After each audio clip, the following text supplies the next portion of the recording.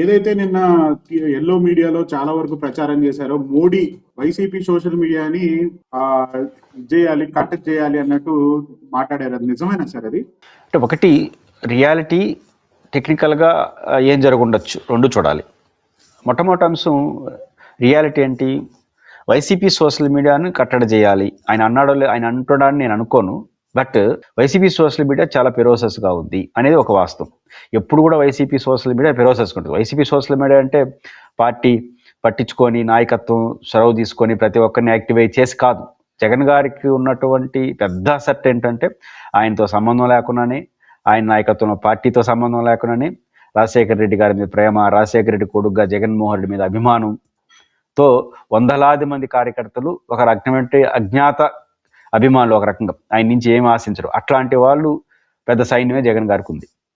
ఇదే YCP social media స్ట్రెంగ్గా ఉండడానికి కారణం.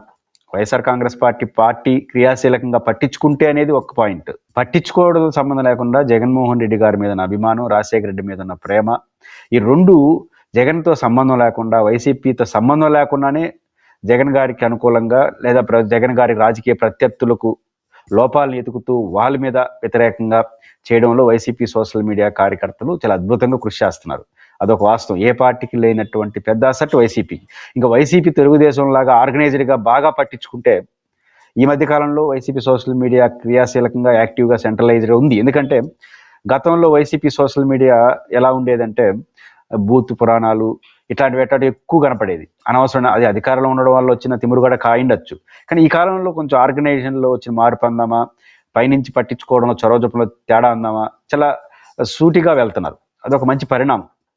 ఇది కానీ కొనసాగితే న్యాచురల్గా జగన్ గారికి ఉన్నటువంటి అడ్వాంటేజీ అదనంగా సోషల్ మీడియాలో ఉన్నటువంటి పరిస్థితులు ఈ రెండు కానీ కోఆర్డినేట్ అయితే ఇంక వైసీపీ సోషల్ మీడియాకి తిరిగి ఉండదు. కాబట్టి వైసీపీ సోషల్ మీడియా అంత బలంగా ఉందనేది ఒక వాస్తవం. రెండు, ప్రధానమంత్రిగా అనుంటాడా?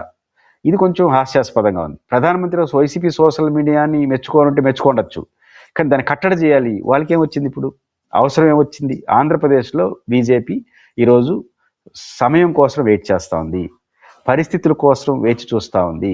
వైఎస్ఆర్ కాంగ్రెస్ పార్టీ బలంగా ఉంది, తెలుగుదేశం పార్టీ బలంగా ఉంది, ఇంకొక బలమైన నాయకుడు పవన్ కళ్యాణ్ గారు ముందుకు వస్తుంటే నాలుగో శక్తిగా బీజేపీకి ఈ రోజు అవకాశం ఉండదు. కాబట్టి ఈ మూడు పార్టీలో జరిగే మార్పులు, కనీసం ప్రధాన రెండు పార్టీలో వచ్చే పరిణామాలను ఆధారంగా చేసుకొని బీజేపీ సరైన సమయం కోసం వేచి చేస్తూ ఉంది. సరైన సమయం కోసం వేచేటప్పుడు ఒక పార్టీకి అనుకూలంగా ఇంకో పార్టీకి వ్యతిరేకంగా బీజేపీ పోదు. కాబట్టి ఆంధ్రప్రదేశ్లో కొన్ని మీడియా ఛానల్ ఏం చేస్తారంటే వైసీపీ సోషల్ మీడియాను గట్టిగా ఎదుర్కోమని మోడీ గారు అంటున్నారంటే ఇంకా అయిపోయింది జగన్ గారు పరిస్థితున్నారు. అదేం కాదు, అట్లా అనే ప్రసక్తే ఉండదు. ఎందుకు ఉండదు? మోడీ గారికి జగన్ గారి మీద ప్రత్యేక ప్రేమని కాదు. ఈ రోజు ఆంధ్రప్రదేశ్లో కానీ దేశంలో కానీ మోడీ గారికి జగన్ గారు రాజకీయ ప్రత్యర్థి కాదు. జగన్ గారికి బీజేపీ రాజకీయ ప్రత్యర్థి కాదు. ఆంధ్రప్రదేశ్లో లేని రాజకీయ ప్రత్యర్థితో ఘర్షణ పెట్టుకునే అన్మెచ్యూర్డ్ యాటిట్యూడ్ మోడీ గారు కానీ జగన్ గారు కానీ ఎప్పుడు చేయరు.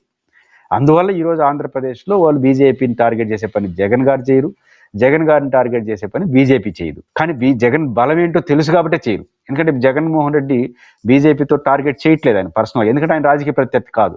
అలాంటప్పుడు ఒక బలమైన శక్తి ఉన్న జగన్మోహన్ ఎందుకు టార్గెట్ చేస్తుంది బీజేపీ? కొన్ని ఎందుకు తెచ్చుకుంటుంది సమస్య? అదే జగన్ గారు కూడా మోడీ గారితో గుడ్ రిలేషన్ ఏదో అవగాహన కాదు. మోడీ గారు నాయకత్వం బీజేపీ వీళ్ళకేం వ్యతిరేకం కాదు, రాజకీయ ప్రత్యర్థి కాదు. లేని ప్రత్యర్థిని ఎందుకు గొడవ పెట్టుకుంటాడు? కాబట్టి ఈ కారణం రీత్యా మోడీ గారు వైసీపీ సోషల్ మీడియాని టార్గెట్ చేయమన్నాడు. కాకపోతే వైసీపీ సోషల్ మీడియా యొక్క స్ట్రెంత్ మాత్రం మోడీ గారికి తెలుసు, సమాజానికి తెలుసు. అది రిఫ్లెక్ట్ అయింటుంది. దాన్ని అనుకూలంగా ఎట్లా పడితే అలా ఎవరికి అనుకూలమైన కోణంలో వాళ్ళు చూస్తున్నట్టుగా నాకు అనిపిస్తుంది.